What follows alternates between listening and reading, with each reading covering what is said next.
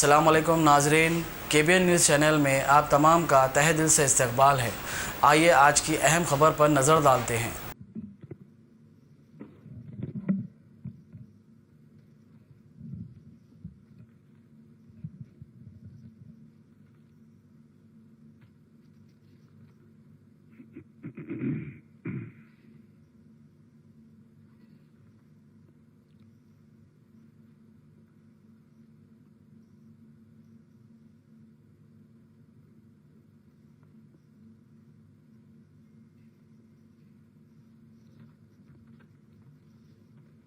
Latest ఇదే కదా మీ ఓళ్ళంతా వెళ్ళిపోయింది కదా ఆల్ కేసెస్ ఆల్మోస్ట్ అంటే ఫారిన్ రిటర్నీస్ నిల్ ఫారిన్ రిటర్నీస్ నుంచి ట్రాన్స్మిట్ అయినా కూడా నిలే కదా నిల్ అయిపోయింది చనిపోయింది అంతే కదా.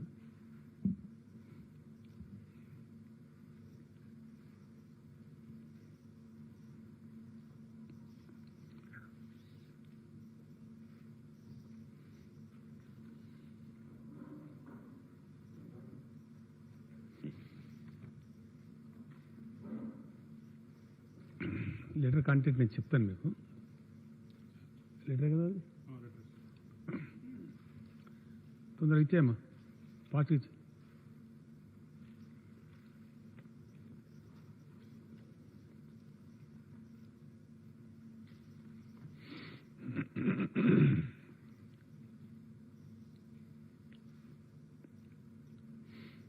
ఈ కరోనా వైరస్కి సంబంధించినటువంటి వ్యాధికి సంబంధించి లాస్ట్ టైం పత్రికా విలేకరుల సమావేశంలో నేను చెప్పినట్లుగానే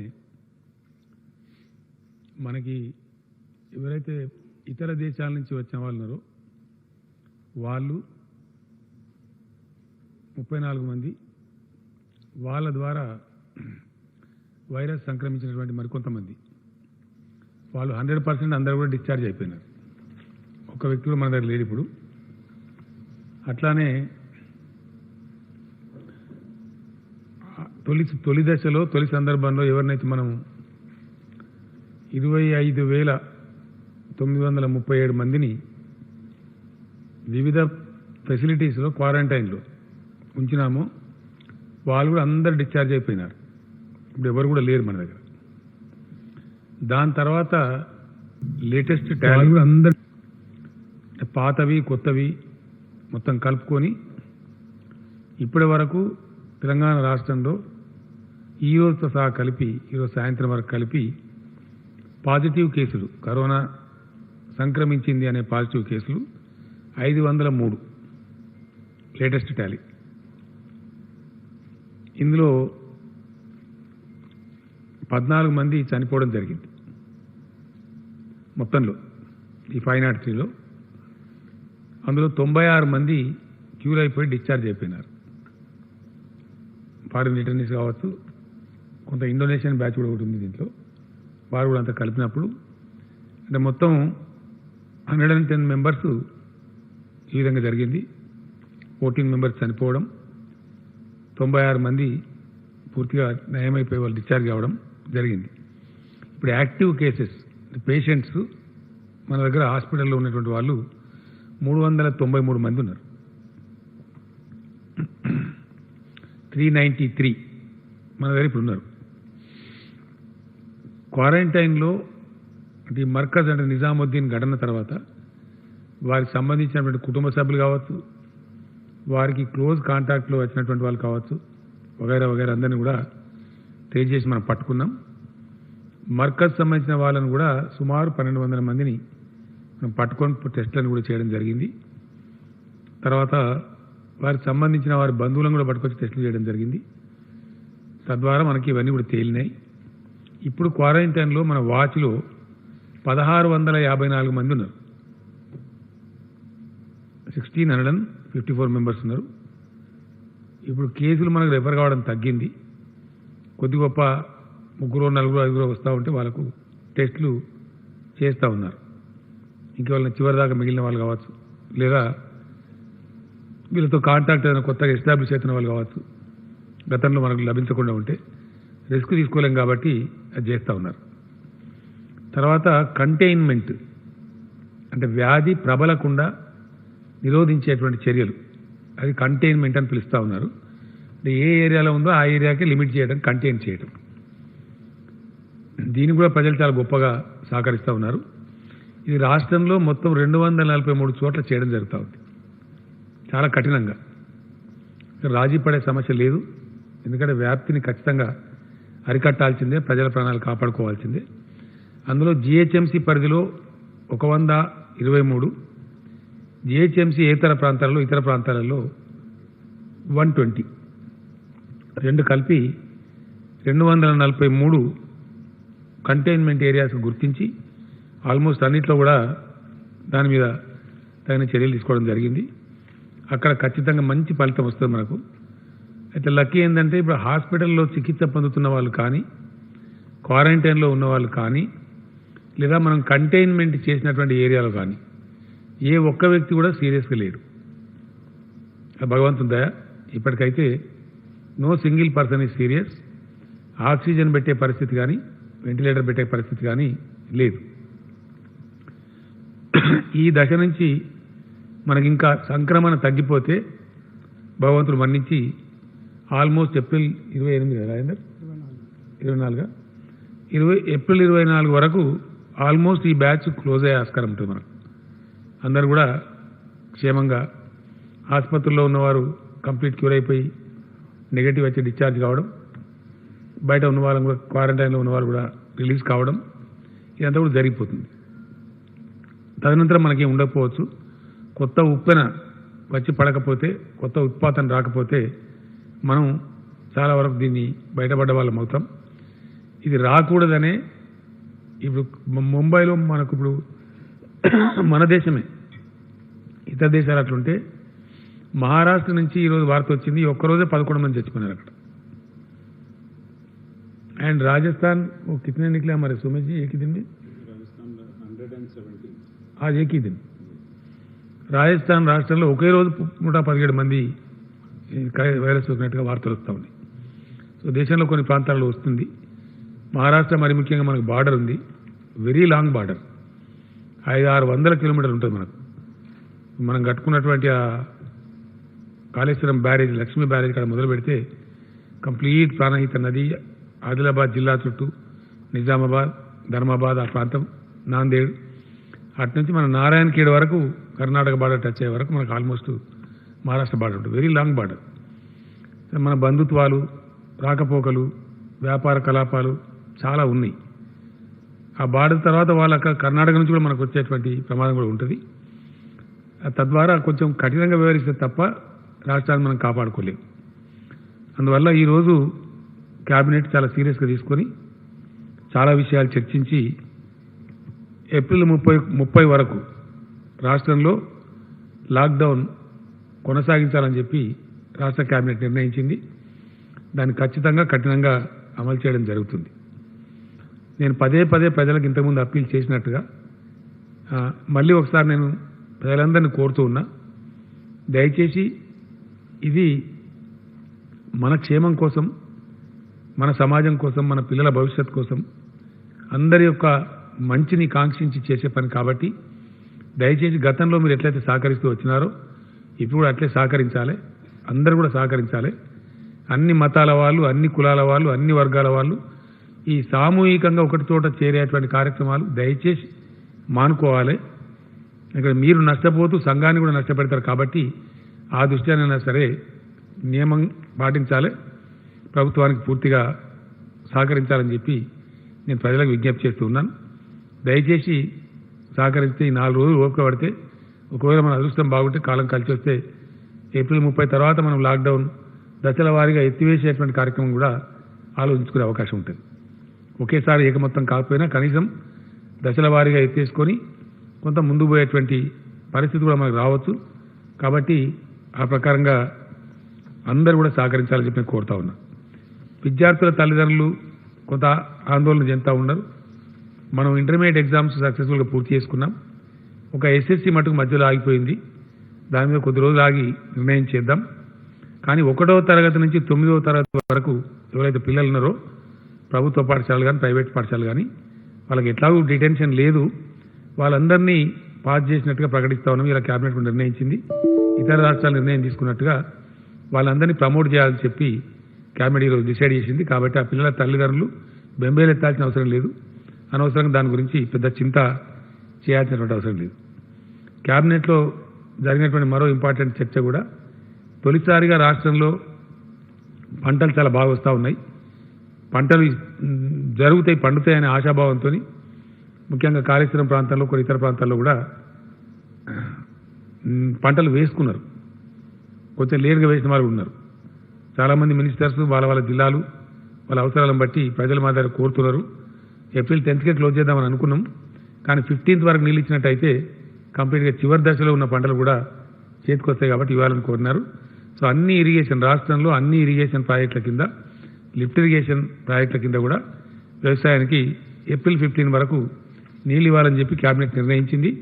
దాని ఇరిగేషన్ శాఖకు ఆదేశాలు కూడా ఐఎన్సీ గారికి జారీ చేయడం జరిగింది.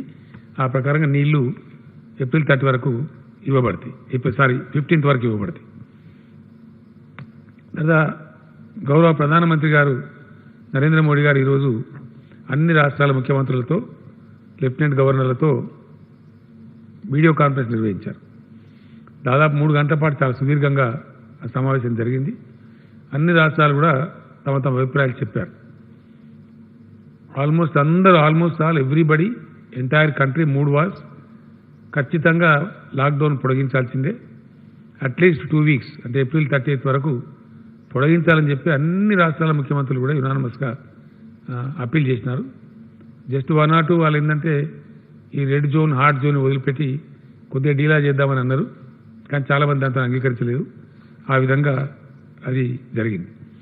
ఒకరిద్దరు చీఫ్ మినిస్టర్లు ఏమో కొంత వేరే రాష్ట్రాల వాళ్ళు పోవాలనుకుంటున్నారు, నేను స్పెషల్ ట్రైన్లు పెట్టి పంపిద్దామంటే ఎట్టి పరిస్థితులలో దాన్ని అనుమతించేది లేదు. ఎందుకంటే ఎక్కడున్న వాళ్ళు అక్కడనే ఉండటం క్షేమం. ఈ 15 రోజులు కళ్ళు మూసుకొని గడిపేస్తే ఇండియా మనం చాలా బాగా ఇప్పటికీ కంట్రోల్ చేయగలిగాం ఇతర ప్రపంచంతో పోల్చుకున్నప్పుడు. కాబట్టి అట్లే యథాతథ స్థితిని కొనసాగించాలని చెప్పి కూడా నిర్ణయం జరిగింది. దాని మీద మనం మన రాష్ట్రం పక్షంగా మాట్లాడుతూ మనం అదే అభిప్రాయం చెప్పినాం. ఇప్పుడు తెలంగాణ క్యాబినెట్ నిర్ణయాన్ని కూడా నేను ప్రధానమంత్రి గారికి పంపిస్తున్నాను. మనం కొన్ని డిమాండ్లు కూడా చేసినాం. ఆ డిమాండ్లను కూడా ఈ లెటర్ ద్వారా ఇప్పుడే మీకు సర్క్యులేట్ చేయడం జరిగింది. లేఖ కూడా నేను వీడియో కాన్ఫరెన్స్లో వారికి చెప్పడం జరిగింది. సంక్షిప్తంగా ఇప్పుడు నేను చెప్తూ ఉన్నాను, నాకుండే 5-6 నిమిషాలలో. మిగతా వివరాలన్నీ కూడా లెటర్ ద్వారా పంపిస్తామని చెప్పాం. దానికి వారు కూడా సమ్మతించినారు. ఆ ప్రకారంగా 2 లెటర్లు పంపిస్తూ ఉన్నాను నేను. ఒకటేమో ఏప్రిల్ 30th వరకు లాక్డౌన్ కొనసాగించాలని కోరుతూ తెలంగాణ క్యాబినెట్ నిర్ణయాన్ని తెలియజేస్తూ ఒక లెటరు. తర్వాత మన డిమాండ్స్ ఏవైతే కొన్ని ఉన్నాయో దానికి సంబంధించి నేను మీకు వివరిస్తాను. ఈ సమయంలో వ్యవసాయ కోతలు జరుగుతూ ఉన్నాయి, రబీ హార్వెస్టింగ్ జరుగుతూ ఉంది దేశవ్యాప్తంగా. మనలాంటి రాష్ట్రంలో మొక్కజొన్న వరిచేలు కావచ్చు, నార్త్ ఇండియన్ స్టేట్స్లో గోధుమలు కావచ్చు, చాలా బ్రిస్క్ హార్వెస్టింగ్ జరుగుతూ ఉంది. సో ఈ సందర్భంలో ఖచ్చితంగా నరేగాను వ్యవసాయానికి అనుసంధానం చేయండి. కనీసం ఈ 2 నెలలన్నా పంట కోతల సమయంలోనైనా సరే ఈ విపత్కర పరిస్థితులలో 50% నరేగా కూలీలకు రైతులు భరిస్తారు, 50% గవర్నమెంటు నరేగా ద్వారా ఇవ్వాలి. దాన్ని చేయండి, బాగుంటుందని చెప్పినాం. దాని మీద ఏం నిర్ణయం వస్తుందో మనం చూడాల్సిన అవసరం ఉంటుంది. తర్వాత ధాన్యం కొనుగోలు కోసం రాష్ట్రాలు ప్రొక్యూర్ చేసి ఎఫ్సీఐకి ఇచ్చే క్రమంలో కొంత సమయం పడుతూ ఉంటుంది. ఆ సమయం ఏంటంటే కంప్లీట్ మనకు రీఎంబర్స్మెంట్ ఎఫ్సీఐ నుంచి రావడానికి ఒక 5-6 మాసాలు టైం పడుతూ ఉంటుంది. కాబట్టి దాని మీద వడ్డీని మాఫీ చేయాల్సిందిగా కూడా మనం డిమాండ్ చేసినాం. బ్యాంకులకు ఆదేశాలు ఇవ్వాలని కోరినాం. ఆ ప్రకారంగా చాలామంది కూడా కోరినారు. అదేవిధంగా ఎఫ్ఆర్బిఎం పరిమితి 3% వరకు ఉంది ఇప్పుడు రాష్ట్రాలకు. దాన్ని అందరూ కూడా కొందరు 6% అన్నారు, కొందరు 4% అన్నారు, కొందరు 5% అన్నారు. మన రాష్ట్రం పక్షాన 6% లేదా 5% పొడిగించాలి. దీని మీద సత్వర నిర్ణయం తీసుకోవాలని కూడా కోరినాం. రాష్ట్రాల యొక్క రెవెన్యూ కంప్లీట్ డౌన్ అయింది కాబట్టి దీని మీద నిర్ణయం ప్రొలాంగ్డ్గా ఉండవద్దు, వెంటనే నిర్ణయం జరగాలని కోరినాం. ప్రధానమంత్రి గారు కూడా తొందరలోపల నిర్ణయం తీసుకుంటామని అన్నారు. దాన్ని మనం వేచి చూడాల్సిన అవసరం ఉంది. ఈ సంక్షోభం, ఇప్పుడు ఏర్పడ్డ సంక్షోభం చాలా విచిత్రమైనటువంటిది, విపత్కర అయినటువంటిది. ఇంతకుముందు హ్యూమన్ లైఫ్లో ఎప్పుడు ఇట్లాంటి అనుభవం లేదు. ప్రపంచం ముందు కూడా ఎప్పుడు ఈ అనుభవం లేదు. ఒకసారి 1929లో 1929లో స్పానిష్ 1929 సారీ 1829లో 1918 ఎగ్జాక్ట్లీ 1918 ఇది మళ్ళీ నేను చెప్తాను. ఇది స్పానిష్ ఫ్లూ అనేదేమో దాంట్లో వచ్చింది ఆ సంవత్సరంలో. తర్వాత 2008లో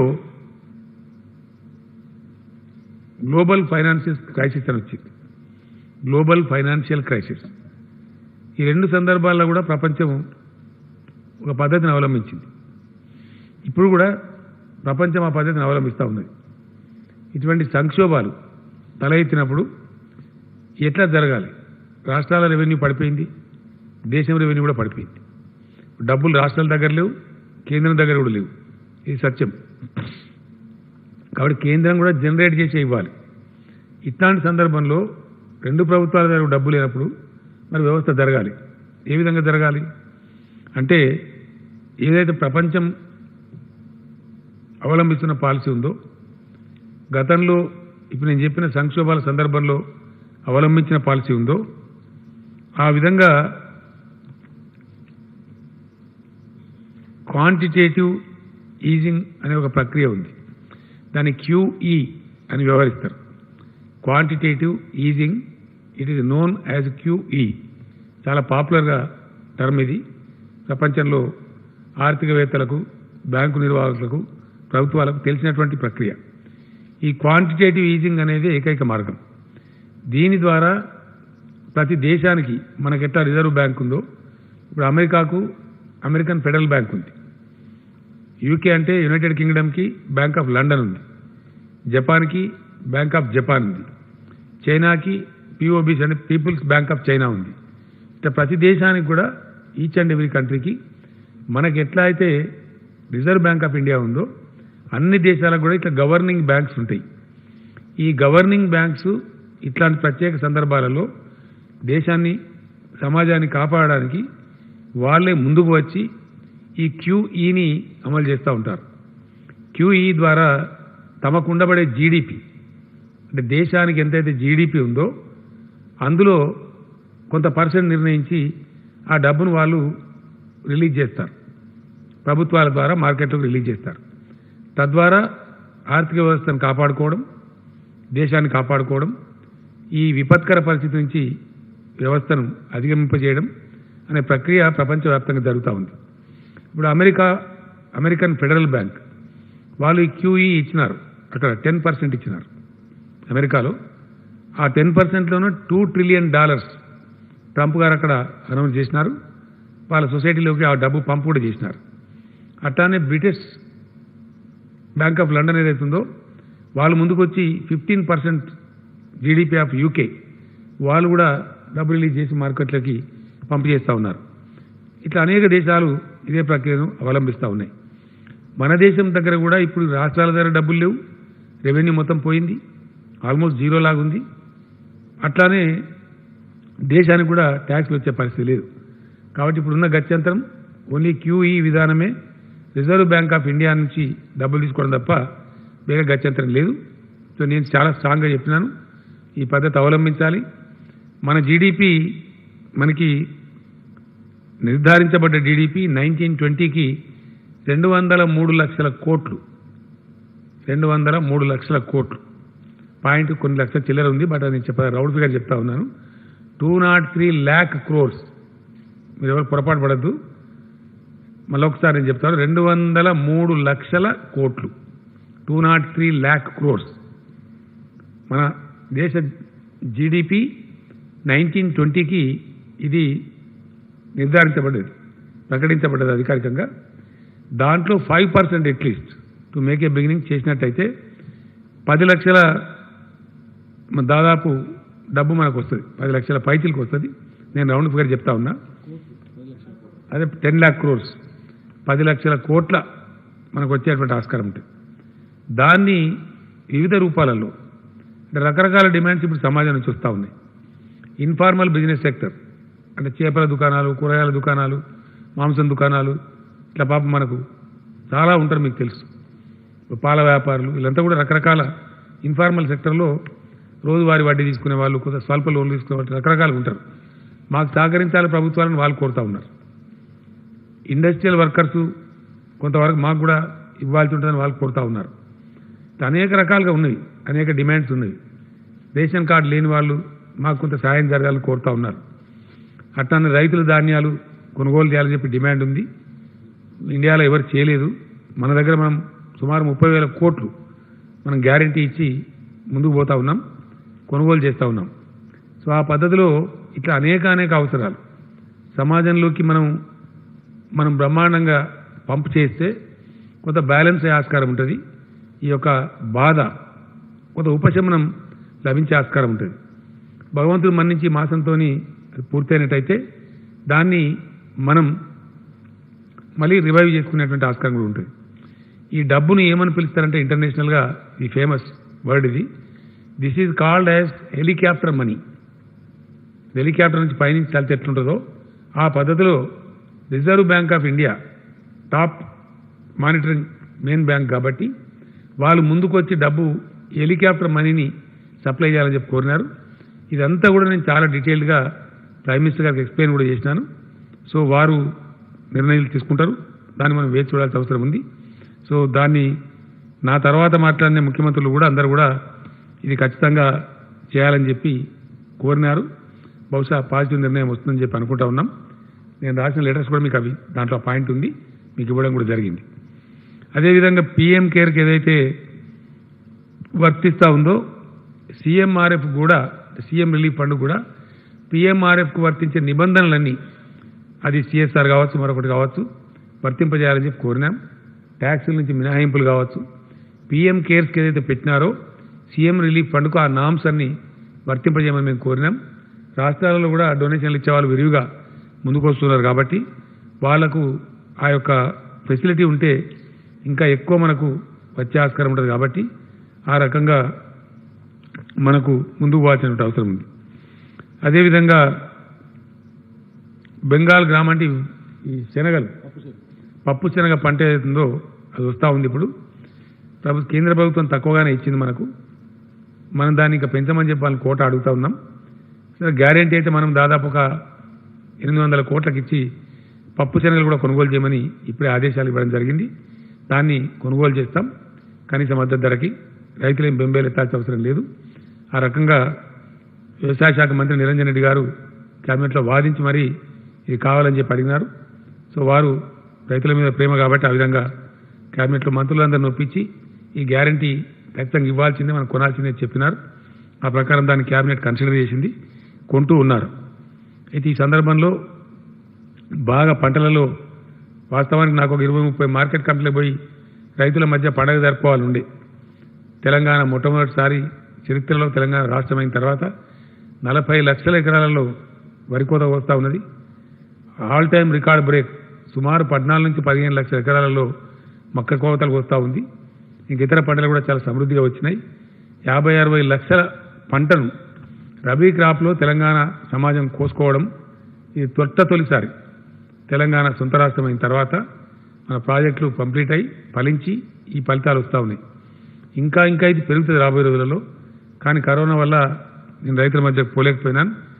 ఏది ఏమైనప్పటికీ కేంద్రం, అన్ని రాష్ట్రాలు ఒక్క తాటి మీద నిల్చుండి రాజకీయాలకు అతీతంగా దేశాన్ని కాపాడుకోవాలి, ప్రజలను కాపాడుకోవాలని చెప్పి అన్ని రాష్ట్రాల ముఖ్యమంత్రులు చాలా గొప్ప స్పిరిట్తోని ప్రధానమంత్రి గారికి అప్పీల్ చేసినారు. ప్రధానమంత్రి గారు కూడా మళ్ళీ తిరిగి వారి సమాధానంలో అదే అప్పీల్ చేసినారు. అందరం కలిసి ఈ దేశాన్ని కాపాడుకుందామని చెప్పి అనుకున్నాం. ఇప్పుడు రైలు నడవవు, విమానాలు నడవవు నాకు తెలిసి. ఆల్మోస్ట్ ఆయన డిక్లేర్ చేసినారు. బహుశా అఫీషియల్గా ఏదో సమయంలో ప్రకటించే ఆస్కారం ఉంటుంది, నేడు కానీ రేపు కానీ. వారి జాతికి సందేశం ఇచ్చి బహుశా చెప్తారేమో, కొన్ని పాలసీస్ కూడా మనం ప్రకటిస్తారేమో. That is awaited.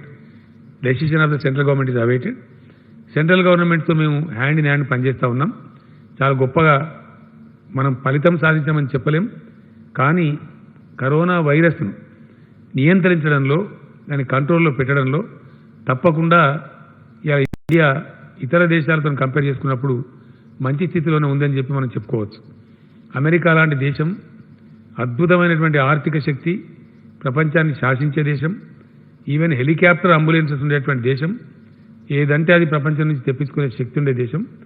వాళ్ళే సతమతమవుతూ ఉన్నారు. చాలా పెద్ద సంఖ్యలో ఆల్మోస్ట్ రోజుకు 2,000 మంది అక్కడ చనిపోతూ ఉన్నారు. ఇంకో 10 లక్షల మంది ఇప్పుడు 10,000 మంది క్రిటికల్గా ఉన్నట్టు కూడా ఈరోజు రిపోర్ట్స్, లేటెస్ట్ రిపోర్ట్స్ కూడా మనకు తెలియజేస్తూ ఉన్నాయి.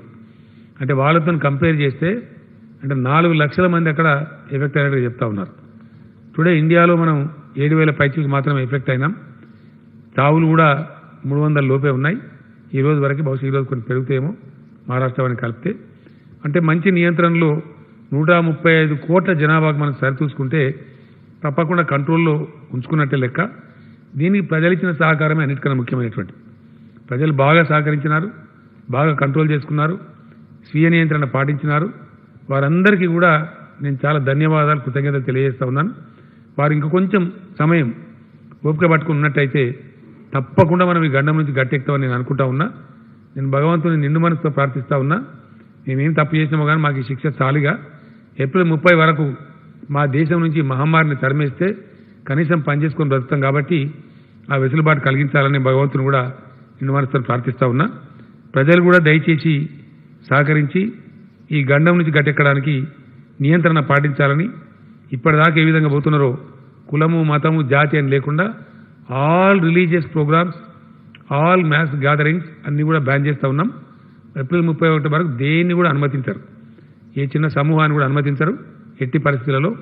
కానీ వ్యవసాయ రంగాన్ని మాత్రం అనుమతిస్తారు. వ్యవసాయం లేకపోతే మనకు బువ్వ దొరకదు.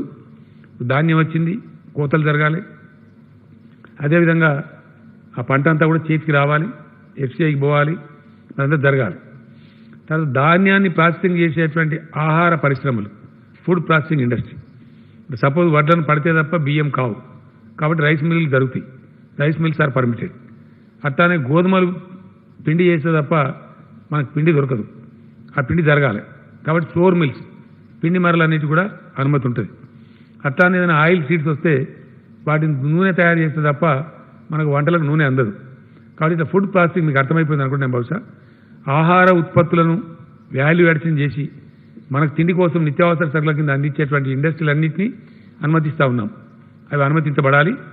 కూరగాయలు ప్రతిరోజు మనకు రావాలంటే వ్యవసాయాన్ని తప్పకుండా అనుమతించాలి. ఇట్లా గతంలో నేను ప్రకటించున్నాను. అనుమతించబడిన రంగాలు కొన్ని ఉన్నవి, వాటిని అద్భుతమైనటువంటి మనం చేసుకుంటూ ముందు పోతూ ఉన్నాం. ఎందుకంటే ఒక సత్యం మనందరం గమనించాలి. ఎందుకంటే ఈరోజు మన దేశ జనాభా, మన జనసంఖ్య 135 కోట్లు. మొత్తం ప్రపంచంలో, ఈ విశ్వంలో భారతదేశానికి అన్నం పెట్టేటువంటి శక్తి ఏ దేశానికి కూడా లేదు. మనం ఎవరు సాదరు. మనం అసలు తెలంగాణ రాష్ట్రం కంటేనే ఒక 100 దేశాలు చిన్నవి ఉంటాయి. 100 countries are smaller than Telangana state. అంటే ఏ దేశం మనకు అన్నం పెడుతుంది? ఇంత పెద్ద విశాల భారతదేశానికి తెలంగాణ ఓ టీకే. సో మనకి ఇవాళ అన్నం పెట్టరు, భోజనం దొరకదు. అంటే మనం ఆహారంలో స్వావలంబన సాధించిన దేశం మనది. నేను మోడీ గారి గురించి చాలా సీరియస్గా చెప్పినాను. ఎందుకంటే మనం సెల్ఫ్ రిలయంట్ ఉన్నాం. ఫుడ్ సెక్టర్లో ఎవరిని దేహి అని అడుక్కునే పరిస్థితులు లేవు. ఎట్టి పరిస్థితుల్లో భారతదేశం తన స్థాయిని కోల్పోకూడదు. మన ఆహారం మనమే సంపాదించుకోవాలి, మనకు ఎవరు పెట్టరు. కాబట్టి మన రైతాంగాన్ని అనుమతించాలి, ఫుడ్ ప్రాసెసింగ్ ఇండస్ట్రీని అనుమతించాలి. అప్పుడే 135 కోట్ల పొట్టలు మనం నింపుకోగలుగుతాం, స్వావలంబన కొనసాగించుకోగలుగుతాం. కాబట్టి food processing industry, food sector, agriculture sector, vegetable growing అవన్నీ కూడా పర్మిట్ చేయబడతాయి. ఎందుకంటే దూరంగా విశాలంగా గ్రామాలలో ఉంటాయి, అవి ఐసోలేటెడ్గానే ఉంటాయి. కాబట్టి అక్కడ కూడా కొంత నియమాలు పాటిస్తూ ముందుకు పోవాలి, కొంచెం ఐసోలేషన్ పాటిస్తూ మాస్కులు ధరిస్తూ ముందుకు పోవాలి. ఆ రకంగా చేయాలని చెప్పినాం. రాష్ట్రాలకు ఉన్నటువంటి అప్పులు, గతంలో రాష్ట్రాలు కేంద్రం తీసుకున్నటువంటి అప్పులు ఏవైతే ఉంటాయో వాటిని 6 నెలల పాటు వాయిదా వేయించాలని కూడా కోరినాం. మీకు నేను ఇచ్చిన దానిలో ఉంది అది, ఆ పాయింట్స్ మీకు ఇచ్చిన నోట్లో చాలా డీటెయిల్గా ఉంది. ఎందుకంటే డిఫర్మెంట్ ఇస్తే తప్ప మనం అప్పులు కట్టలేం. ఫర్ ఎగ్జాంపుల్ తెలంగాణకు ఈ టైంకి 4,000 కోట్ల ఆదాయం రావాలి ఏప్రిల్ నెలలో. ఎగ్జాక్ట్లీ 4,000 crores రావాలి. దానికి బదులుగా 100 కోట్లు వచ్చింది. మనకు 100 కోట్ల 15 లక్షలు వచ్చింది. మరి ఎట్లా జరగాలిగా? చాలా కష్టం. కాబట్టి కొద్ది గొప్ప కేంద్రం నిధులు విడుదల చేసినా, డెవల్యూషన్ కొంత వచ్చినా, కొంత లోన్ తెచ్చుకున్న ఎఫ్ఆర్బిఎం, మరి అప్పులు కట్టడానికి పోతే మరి తినడానికి ఉండదు. వైద్య అవసరాలని, సీరియస్ నెసెసిటీస్ని, కనీస అవసరాలని అవన్నీ తీరాలంటే రాష్ట్రం కొంత నిల్వలు కలిగి ఉండాలి. కాబట్టి వీటన్నిటినీ మెయింటైన్ చేయాలంటే వీటిని ఖచ్చితంగా డిఫర్మెంట్ ఇవ్వమని కోరినాం.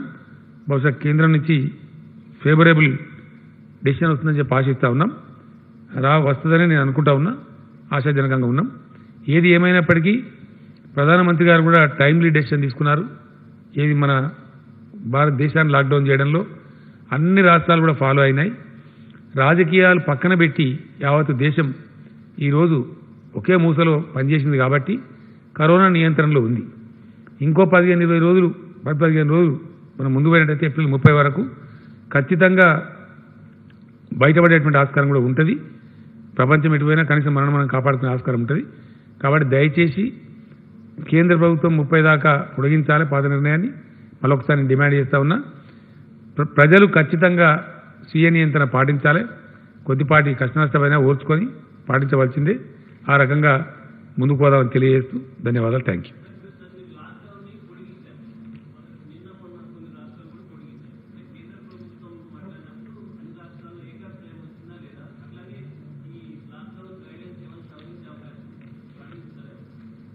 పెద్దగా సడలించారు. కాకపోతే ఇవే ఇప్పుడు నేను చెప్పిన ఫుడ్ ప్రాసెసింగ్ సెక్టర్ ప్రధానమంత్రి గారు కంక్లూడింగ్ రిమార్క్స్ కూడా అదే చెప్పినారు. కొన్ని అత్యవసరమైనటువంటి దేశం జరగడం కోసం, కనీస అవసరాలు తీరడం కోసం అవసరమైనటువంటివి కొన్ని జరిపిస్తూ స్టాగర్డ్ పద్ధతిలో, పార్షియల్ పద్ధతిలో ముందుకోవాలని చెప్పినారు.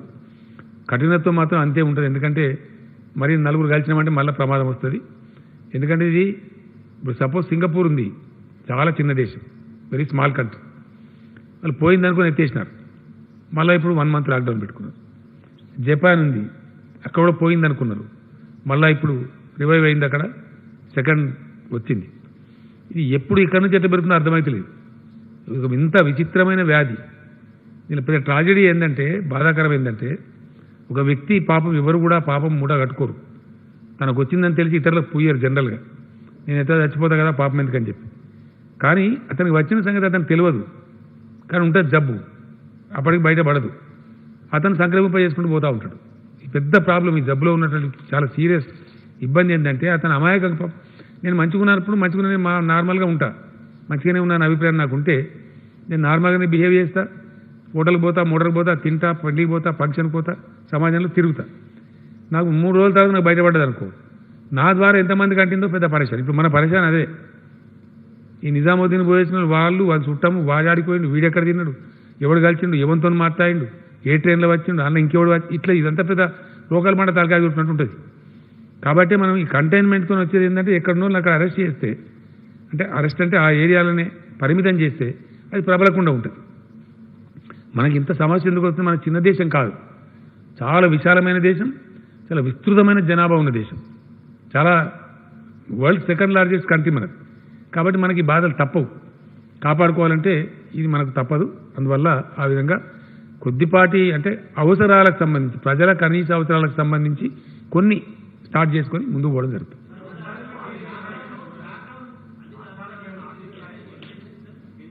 ఏమంటారు?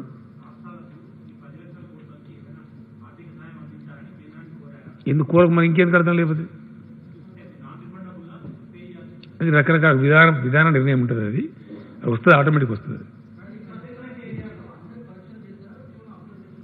ఇప్పుడేమో ముందు కంటైన్మెంట్ చేసిండ్రు, అందులో సీరియస్ అవుతారా, దాని నుంచి పాజిటివ్ వస్తుందా ఏంటంటే దాన్ని బట్టి దాని నిర్ణయాలు ఉంటాయి.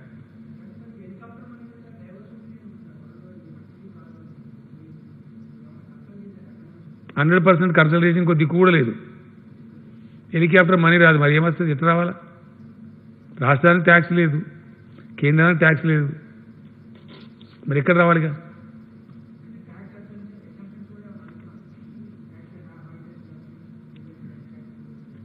వినబడతలేదు బ్రదర్. చాలా అడిగిన మీకు ఇచ్చినది ఉంది, మీకు ఇచ్చిన లెటర్లో ఉంది. మీకు ఇచ్చిన లెటర్లో నేను ప్రైమ్ మినిస్టర్ రాసిన లెటర్లో అన్ని డీటెయిల్స్ ఉన్నాయి.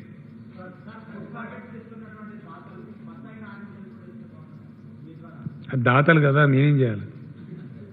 దాతల దయ. మీరే అంటున్నారు దాత, ఆయన ఏది దయ ఉంటే అది ఇచ్చిండు.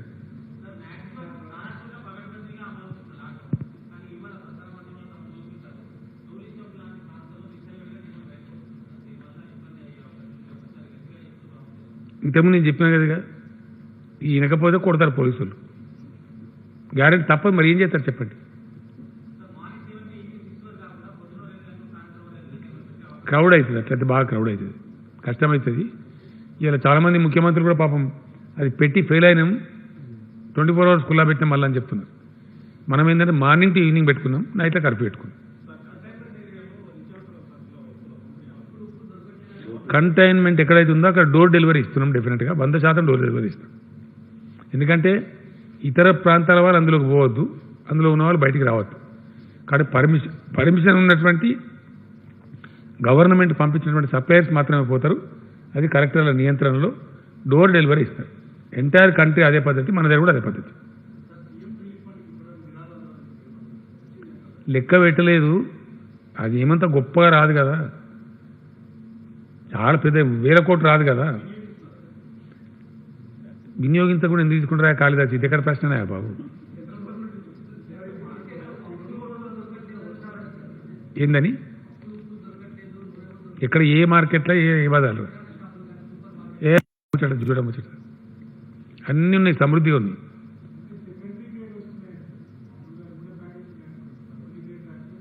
మా దృష్టికి అయితే రాలేదు బ్రదర్, ఇది ఎక్కడ రాలేదు, సమృద్ధిగా ఉంది, చాలా బాగుంది. మాకు తెలుస్తుంది కదా, నుంచి మేము మొత్తం 1000 కళ్ళతో చూస్తున్నాం. నేను మిమ్మల్ని ఖండించాలని కాదు, మాకు ఏ సందర్భంలో కూడా ఈ రకమైన అడ్మినిస్ట్రేషన్లో ఎవరికి కూడా రిపోర్ట్ కాలేదు. కానీ ఒక్కటి మాత్రం చెప్తున్నాం, నేను చాలా కఠినంగా మొన్న చెప్పినా, ఇప్పుడు కూడా చెప్తున్నా, 100కు 100% తినుబండారాలు నూనెలు ఎవరన్నా కల్తీ చేస్తే 100% వాళ్ళు ప్రభుత్వ ఆగ్రహానికి గురవుతారు. పీడీ యాక్ట్ పెట్టి చాలా కఠిన చట్టం కింద 2-3 ఏళ్ళ దాకా లోపలిస్తాం. ఇది పక్కా, ఎవ్వరు కూడా వాళ్ళని కాపాడలేదు. చాలా సీరియస్గా చెప్తున్నాం. ఎందుకంటే ఈ సమయంలో, ఈ విపత్తు సమయంలో మంచిగా ఉండాలి, కానీ ఈ దుర్మార్గం చేసి ఇప్పుడు ఈ దొంగ డబ్బు సంపాదిస్తామంటే మంచిది కాదు. కాబట్టి అది చాలా కఠినంగా వ్యవహరిస్తాం. మా దృష్టికి రాలేదు, స్పెసిఫిక్ ఎక్కడన్నా మీ దృష్టికి వస్తే మాత్రం దయచేసి వెంటనే మాకు చెప్పండి, సీరియస్ యాక్ట్ చేద్దాం. మనం అందులో కాంప్రమైజ్ లేదు.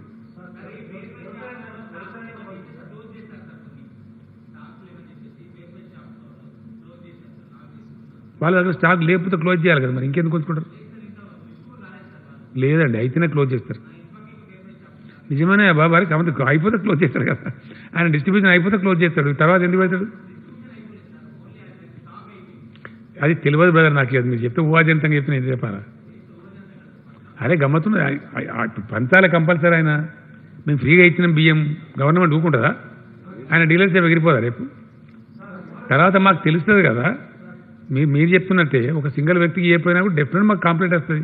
ఎవరు ఊరుకుంటారు చెప్పండి? ఫ్రీగా ఇచ్చినాం కదా, సెంట్రల్ గవర్నమెంట్ ఇచ్చింది, మేము ఇచ్చింది కలిపి వాళ్ళకి ఫ్రీగా పోతుంది. ఎవరు ఊరుకుంటారు? వాళ్ళ రైట్, అది కంపల్సరీ ఇవ్వాలి. ఎక్కడ బ్రదర్, ఏ బస్తీ అది? ఎక్కడ? విద్యానగర్లో ఒక కాగితం మీద రాసి ప్లీజ్ నాకు. అంటే మంత్ ఎండింగ్ దాకా కూడా ఉంది డిస్ట్రిబ్యూషన్. కావచ్చు కదా, కావచ్చు కూడా, నో ప్రాబ్లం. బట్ ఒకటి మాత్రం గ్యారంటీ, లాస్ట్ మ్యాన్ వరకు మేము ఇన్సూర్ చేస్తాం. ఇంకా ఈ టైంలో ఉపాధి పోయింది, ఇక్కడ దొరికే పరిస్థితి లేదు, బయటికి వెళ్ళే పరిస్థితి లేదు, మరి ఎక్కడ వాళ్ళు తినాలి కదా. ఆ ఉద్దేశంతోనే మనం ఇచ్చినాం, ఆ డబ్బులైనా రైస్ అయినా.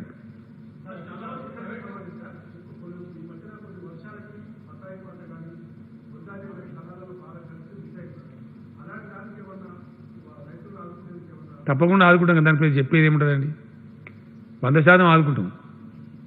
25,000 కోట్లు పెట్టి ధాన్యం కొంటాం, అది ఎంత నాకు అర్థం కాదు. అన్నో కొత్త పోతే కొంటాం, తప్పకుండా కొంటాం, ఆదుకుంటాం. రాళ్ళవాన నష్టం వచ్చిన సాయం చేస్తాం, అది ఊకుంటామా? తెలంగాణలో ఇప్పుడు రైతులదే రాజ్యం, వాళ్ళకి నష్టం జరగనీయం, ఎట్టి పరిస్థితుల్లో రైతులకు కష్టం జరగనీయం. ఏదండి ఇంత తయారు చేసుకోవాలి, ఎవరది వాళ్ళు. దస్తీలు కట్టుకోవచ్చు, బట్ట కుట్టుకోవచ్చు, ఓ టవల్ కట్టుకోవచ్చు, దానికి బేసి చేయాలి అవసరం లేదు. మా కోట్లాది జనాభాకు అందదు, అయినంత వరకు మాస్క్ ఉంటాయి. లేనప్పుడు మనం మామూలుగానే సరే ధరించుకుంటే మంచిది.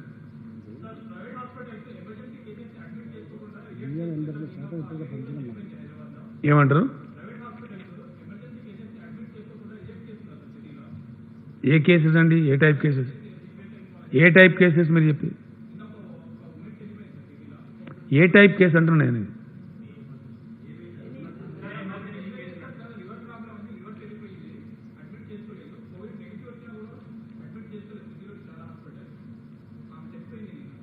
మాకైతే దృష్టికి రాలేదు. మరి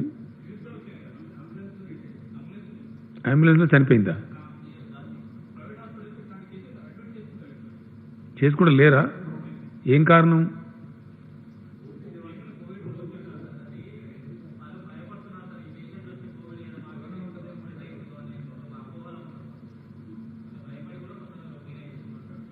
నేను చీఫ్ సెక్రటరీ గారిని రిక్వెస్ట్ చేస్తాను, ఒకసారి ప్లీజ్ టేకప్ ఏ రివ్యూ చేయండి.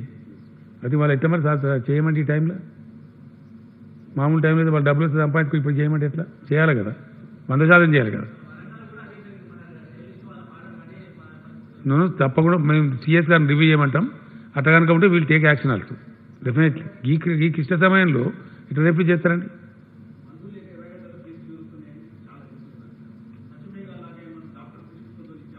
సారీ అండి, లేదు, నో ఛాన్స్. లిక్కరే నో ఛాన్స్. సారీ, ఒకసారి చెప్పినాం కదా policy, we are sticking to that.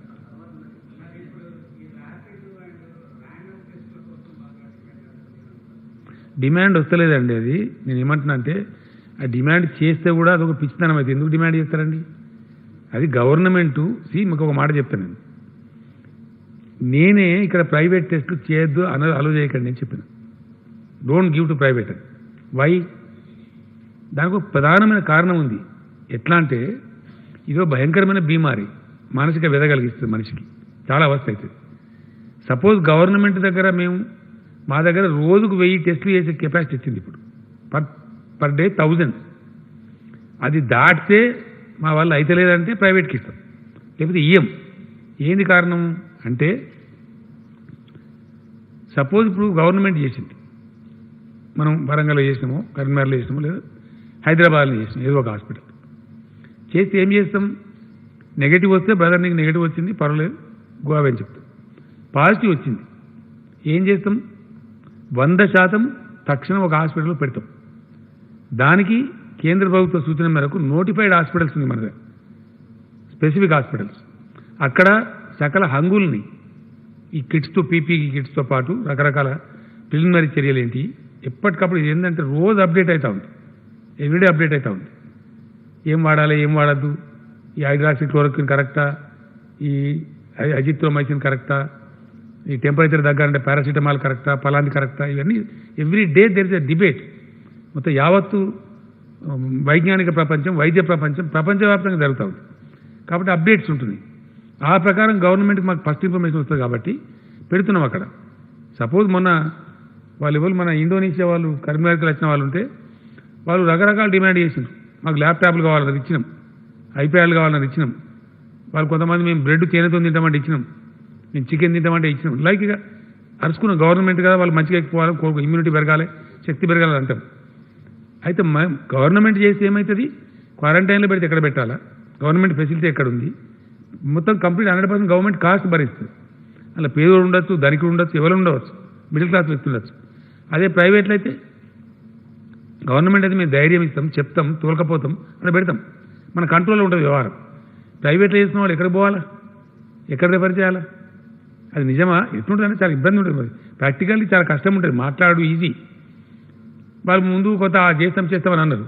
మన సుప్రీంకోర్టు అయితే జడ్జిమెంట్ ఇచ్చింది, ప్రైవేట్ చేసే వాళ్ళంతా ఫ్రీగా చేయాలని చెప్పి. ఇప్పుడు గతం ఎక్కడొక్కడ పోయి అది పరిస్థితి. అంటే మనం ఊరికే కాదు, ఇది ఒక టెరిఫిక్ డ్రెడ్ఫుల్ వైరస్. దీన్ని కంటైన్ చేయాలి. సమాజాన్ని కాపాడుకోవాలంటే ఏం చేయాలా? కొద్దిగా కఠినంగా వ్యవహారం చేయాల్సి వస్తుంది. ఎవరో డిమాండ్ చేసిండ్రు, ఎవరో అడిగిండ్రు అట్లా ఉండదు. సపోజ్ టెస్టులు చేయాలి, ఎట్లా చేయాలి? దానికి ఒక పద్ధతి, ఒక స్కేలు, ఒక వ్యవస్థ ఉంటుంది. అవసరం, ఇక్కడికి అవసరం. సపోజ్ నేను ఇంతకుముందు 26,000 మంది పోయిందని చెప్పి, దాదాపు ఇంతమంది డిశ్చార్జ్ అయ్యారని చెప్పి ఎప్పుడు చేస్తాం? ఆయన 14 రోజులు గడితే కూడా మళ్ళా నెగిటివ్ టెస్ట్ రావాలి. టెస్ట్ చేస్తే నెగిటివ్ వచ్చిన తర్వాత పంపం, మళ్ళీ చెస్ట్ ఎక్స్రే తీయాలి. నాకు పెద్ద కథ ఉన్నది, తతంగం ఉన్నది. 2 టైమ్స్ రావాలి, 2 టైమ్స్ టెస్ట్ చేస్తారు. ఒకసారి వస్తే ఇట్స్ బెటర్. ఎందుకంటే మనం ఉన్నదనుకోదా మన పొరపాటున మనుషుల జబ్బు, ఇక సమాజంలోకి సొసైటీలకు ఆడంబం పంపినట్టే. ఇక పూసుకుంటూ పోతుంటే ఒక్కడే 10,000 మందికి అంటిస్తారు. కాబట్టి చాలా డేంజరస్. మన దగ్గర ఉన్న వ్యక్తిని కూడా అంత ఈజీగా డిశ్చార్జ్ చేయం ఎట్టి పరిస్థితులలో. బాగా పో అట్లా పంపం. 100కు 100% సంపూర్ణ నిర్ధారణ జరగాలి. అక్కడ బోర్డు ఉంటుంది, వాళ్ళు టెస్టిఫై చేయాలి డాక్టర్స్, ఎస్ ఈ కెన్ బి డిశ్చార్జ్ అంటేనే డిశ్చార్జ్ చేస్తారు. ఎందుకంటే ఉన్న మనిషిని పంపితే అయిపోయి ఇంత కష్టపడి పట్టుకొచ్చింది ఎందుకు, ఇన్ని రోజులు పెట్టింది ఎందుకు, ట్రీట్మెంట్ ఇన్ని డబ్బులు దండగా పెట్టింది ఎందుకు, మళ్ళీ ఎట్లా పంపుతాం? సమాజం మళ్ళీ ఖరాబ్ చేసుకోరు. కాబట్టి దయచేసి ఇది మెడికల్ వైద్యులు వాళ్ళు నిర్ణయిస్తారు, సందర్భాన్ని బట్టి వాళ్ళు చెప్తారు ఏం టెస్ట్ చేయాలి, ఎట్లా టెస్ట్ చేయాలి, ఎయిర్పోర్ట్లో అయితే ఎట్లా, రైలు ఇవన్నీ ఉంటాయి. ఇప్పుడు ఏమైంది, మనకు ఇండియా మొత్తంలో ఒక కంట్రోల్ వచ్చింది. మనం మొత్తం సోకుతున్న వాళ్ళ సంఖ్యనే 7,000 లోపల 135 crores పాపులేషన్ చూస్తే. సో ఫుల్ కంట్రోల్లో ఉంది. మొన్న మన దగ్గర ఇప్పుడు ఈ నిజాముద్దీన్ లేకపోతే అసలు మనం మంచిగా ఆరాంగా ఉండేటోళ్ళం. ఇప్పుడు అసలు క్లియర్ అయ్యి ఒక పద్ధతికి మామూలుగా 1, 2 వస్తే చాలా దర్జాగా చేసుకుంటూ ఉండేవాళ్ళం. ఇది వచ్చి పడ్డది. గిట్లని భయం ఏంది ఇది అంటే ఎప్పుడు ఏ పీడ వచ్చి పడుతుందో, ఏ రకంగా ఇది పెరుగుతుందో తెలియనటువంటి పరిస్థితి. ముఖ్యంగా మనం తెలంగాణ అతి జాగ్రత్త ఎందుకు పడతాం, మహారాష్ట్రలో బాగా పెరుగుతుంది మన పక్కన. ఇలా ఒక్కరోజు 11 మంది చచ్చిపోయారు. మనకు పెద్ద బార్డర్, మనకు విపరీతమైన సంబంధాలని రోజు నిత్యకృత్యంగా వచ్చే రైళ్లు, బస్సులు, బంధుత్వాలు, రాకడా పోకడ ఉంది. మేము కఠినంగా ఖచ్చితంగా బార్డర్ పెట్టాలి. ఇప్పుడు అక్కడ తప్పదిగా మహారాష్ట్ర బార్డర్స్ అని కంటిన్యూ సీల్ చేయడమో కఠినంగా నిర్ణయం తీసుకోవాల్సి వస్తుంది. ఇవాళ రేపు ఇక తప్పనటువంటి పరిస్థితి. 100% మహారాష్ట్ర బార్డర్ సీల్ చేయాల్సి వస్తుంది నేనైతే అనుకుంటా ఉన్నా. రేపు 2 వరకు మన వైద్యులు చెప్తారు, అక్కడ కేసులు చెప్తాయి. సమస్య తీవ్రత పెరుగుతుందనుకో మరి మనం కాపాడుకోవాలి కాబట్టి కంపల్సరీ సీల్ చేయాల్సి వస్తుంది. నిత్యావసర సరుకులు కూడా అక్కడికి వచ్చి ఉంటే బంద్ పెట్టాల్సి వస్తుంది, వేరే కాడికి తెప్పించుకోవాల్సి వస్తుంది. మరి ఇవాళ రాష్ట్రం వాళ్ళు కాపాడుకోవాలి కదా, ఇవాళ బాధ వాళ్ళది. ఇట్లా అది సమయాన్ని బట్టి సందర్భాన్ని బట్టి మన అధికారులు. ఇప్పుడు ఇంకోటి ఏంటంటే మన చీఫ్ సెక్రటరీ గారి నాయకత్వంలో, మన డీజీపీ గారి నాయకత్వంలో నేను మీకు సిన్సియర్గా చెప్తా ఉన్నా, అడ్మినిస్ట్రేషన్ వేరే పని చేస్తలేము, ఇక వేరే పని లేదు. Total collectors, total police commissioners, total ఎస్పీలు, ఈవెన్ డౌన్ ద లైన్ ఉండేటువంటి అధికారులు కంప్లీట్ 100% ఇదే కాన్సన్ట్రేషన్లో ఉన్నాం. దీన్ని ఎంతవరకు, ఎందుకంటే దీని కారణం ఏంటంటే చైన్ బ్రేక్ కావాలి, చైన్ కట్ కావాలి. సోషల్గా ఇది ట్రాన్స్మిట్ కావద్దు, ఓ కమ్యూనల్ వైరస్ కావద్దు అంటే ఎక్కడికక్కడ కట్ కావాలి. ఆ కంటైన్మెంట్ చేయడం అదే ఉద్దేశం, ఐసోలేషన్లో పెట్టడం అదే ఉద్దేశం, హోమ్ క్వారంటైన్ అదే ఉద్దేశం, కొంచెం పాజిటివ్ వచ్చిన తీసుకుపోయి హాస్పిటల్లో పెట్టడం అదే ఉద్దేశం, వాళ్ళని మన కంట్రోల్లో పెట్టుకోవడం కూడా అదే ఉద్దేశం, వేరే ఉద్దేశం కాదు. నేను అందుకే మనం లాస్ట్ టైం ప్రెస్ కాన్ఫరెన్స్లో కూడా ఎంత పెద్ద కోటీశ్వర్లు అయినా సరే గాంధీ హాస్పిటల్ ఉండాల్సింది నేను చెప్పింది. మన పర్యవేక్షణ ఉంటే వేరు, నువ్వు ప్రైవేట్లో యాన్నో పెట్టి అని ఇష్టమైనట్టు ఇంకోటికి పోయి ఇంకో 4 అంటిస్తా అంటే కష్టమవుతుంది కదా. నేను ప్రైవేట్ హాస్పిటల్ చూసుకుంటా, మంచిగా చూసుకుంటావు, అక్కడికి వెళ్ళిపోతావు నువ్వు, నేను ఎవరు కావాలి కాయాలా, ఇవన్నీ పంచాయతీ. అదే గాంధీ హాస్పిటల్ అయితే మనకు అక్కడ 1,500 బెడ్ల వరకు ఉంది అవకాశం. అక్కడ మొత్తం గేట్లు బంద్ చేసినాం, 8 గేట్లు ఉంటాయి గాంధీకి, టోటల్ బంద్ చేసి ఇప్పుడు 3 పెట్టినాం. కంప్లీట్ అవి పోలీస్కి హ్యాండ్ ఓవర్ చేసినాం. ఖచ్చితంగా పోలీస్ నియంత్రణలో స్పెషల్ పాసులు ఇచ్చినాం స్టాఫ్కు. ఆ పాస్ ఉన్న వాళ్ళు మాత్రమే పోగలుగుతారు. విజిటర్స్ని బంద్ పెట్టినాం. పేషెంట్ల బంధువులు వస్తే కూడా పక్కన పెడుతున్నాం ధర్మశాలలో, లోపలికి పోనిస్తలేం. ఇంకా వాళ్ళు డాక్టర్ల మీద దాడి చేస్తున్నారు ఎమోషనల్ అయిపోయి. అది దుర్మార్గం కదా. ఫ్రంట్ లైన్లో ఉండి కష్టపడి అంత కష్టపడి వాళ్ళ లైఫ్ రిస్క్ చేసి డాక్టర్ ట్రీట్మెంట్ ఇస్తే ఏదైనా సంథింగ్ కోసడానికి డాక్టర్ని పడతామంటే అదే కదా అన్యాయం. కాబట్టి వీటన్నిటి దృష్ట్యా ప్రైవేట్కి పంపలే. కారణం ఏంటంటే మన దగ్గర ఎగ్జాస్ట్ అయితే మన కెపాసిటీ మన చేయి దాటితే ప్రభుత్వం నియంత్రించలేని పరిస్థితి, కంట్రోల్ దాటిన సంఖ్య ఉంటే అప్పుడు పంపుతాం.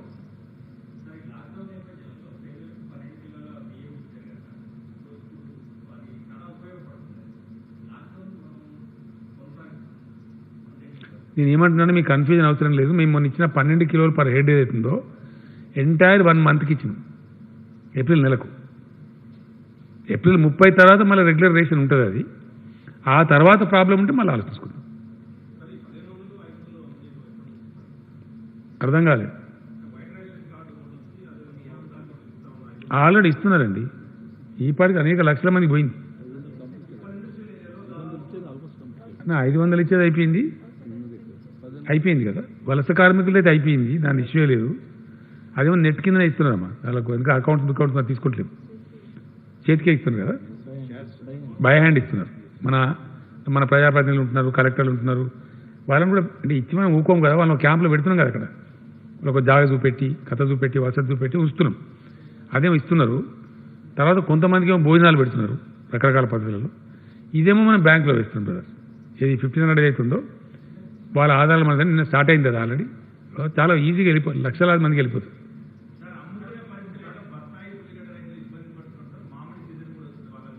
ఏం చేయమండి, వాళ్ళే అమ్ముకోవాలి. ఎన్ని అనుకుంటామో నాకు అర్థం కాదు. ఎన్ని అనుకుంటాం చెప్పండి, ప్రతిదీ కొనలేం కదా ప్రభుత్వం. మనకు ఇంకోటి కూడా మీకు చెప్తాను నేను, ప్రధానమైన పంటలు తెలంగాణలో 3. నంబర్ 1 కాటన్, నంబర్ 2 వరి, నంబర్ 3 మొక్కజొన్న. 95-96% ఇదే ఉంటుంది మన రాష్ట్రంలో. వాటి కాడికి కొంటా ఉన్నాం, వాటికి అన్ని ప్రబంధాలు చేసాం, నాకు ప్రాబ్లం లేదు. మిగిలిన చిల్లర సపోర్ట్ పప్పు శనగ ఉంది, ఎవరు మంత్రి గారు పెద్ద గడవ చేసి కావాలి కంపల్సరీ అంటే సరే కొన్నాం, కేంద్రానికి కూడా రాష్ట్రానికి ప్రయత్నం చేస్తాం సీరియస్గా. వాళ్ళు తీసుకోకుండా మనం భరించాల్సి వస్తుంది. కానీ ఇక ప్రతిదీ రేపు ఆయన 4 క్వింటాలంతా ఊరు వాడించినా తీసుకోవాలంటే ఎక్కడికి తీసుకోవాలి, ప్రతిదీ సాధ్యం కాదు. ఈ ప్రతి ఒక్కరైతే నేను తట మీద తటని తెచ్చా తీసుకోమంటే అది గవర్నమెంట్కి సాధ్యం కాదు. లార్జ్ స్కేల్లో రైతాంగానికి ప్రాబ్లం లేకుండా నేను ఇంకోటి మీకు చెప్తా ఉన్నా, ఇండియాలో ఇండియన్ హిస్టరీలో ఒక సీజన్ యొక్క మొత్తం వరి ధాన్యాన్ని మొత్తం మక్క ధాన్యాన్ని కొంటున్న ఒకే ఒక రాష్ట్రం భారతదేశ చరిత్రలో తెలంగాణ. First time. ఎప్పుడు చరిత్రలో కొనరు. మన రైతుల మేలు కోరి ఆ తర్వాత ఇవాళ నేను విన్నా, నేను సూచన కూడా చేసిన. ప్రధానమంత్రి మొత్తం ముఖ్యమంత్రులు చెప్తున్నారు మండీ మేళ ఆరే, వాళ్ళు మండీ అంటారు హిందీలో, మన మార్కెట్ యార్డ్. మండీ మేళ ఆరే అంటే మేము మండీకి రాణిస్తలేం సార్, బ్యాన్ చేసినాం. మీరు కైసాకార అంటే ఏ ఊర్లో ఆ ఊర్ని కొంటున్నాం. ఆల్మోస్ట్ మేము 7,000 సెంటర్లు 6,900 వరకు పెట్టి అంటే ఆల్మోస్ట్ 7,000 పెట్టి ప్రతి విలేజ్లో కొంటున్నాం. ఆడికే కొండే వాళ్ళని పంపిస్తున్నాం, ఆడికే కాంటా పంపిస్తున్నాం, ఆడికే హమాలిస్ని పంపిస్తున్నాం, ఆడికే బండ్లు పంపిస్తున్నాం, అక్కడనే కొంటున్నామని చెప్పినాం. 1027 మళ్ళీ మక్కలు కొనుగోలు అవి సెంటర్లు మళ్ళీ వేరే ఏర్పాటు చేసినాం. సైమల్టేనియస్గా కొంటున్నాం. ఏ విలేజ్ ఆ విలేజ్లో కొనడం కానీ చరిత్రలో ఫస్ట్ టైం, ఎప్పుడు లేదు. ఆ మార్కెట్ ఖర్చుడు, తడిచిపోవడు, వాడు రోజుల తరబడి వెయిట్ చేసుడు, పడిగాపులు, ఇవన్నీ చూసినాం మనం. ఈ కరోనా పుణ్యం ఏమో కానీ ఏ ఊరు కింద చివరి కిలో వరకు కూడా కొంటామని చెప్పాం. దానికి స్టిక్ అయి ఉన్నాం, 100% కొంటాం. Thank you so much.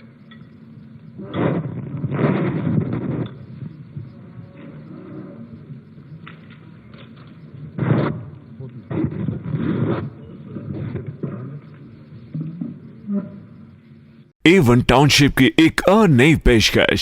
Jahangir पीर दरगाह से 2 किलोमीटर पहले मल्टीनेशनल कंपनीज के करीब, जो कि बिल्कुल आबादी से लगा हुआ, बेंगलोर हाईवे से सिर्फ 5.5 किलोमीटर, बीटी रोड से लगा हुआ, तमाम डेवलपमेंट के साथ 5,50,000 में 100 गज का प्लॉट। A1 टाउनशिप में आपका ये छोटा सा इन्वेस्टमेंट आपका और आपके बच्चों का मुस्तकबिल बदल सकता है। आज ही तशरीफ लाएं और A1 टाउनशिप के इस प्रोजेक्ट से फायदा उठाएं। Office at pillar number 235 opposite fisheries department, Rajendra Nagar, Hyderabad.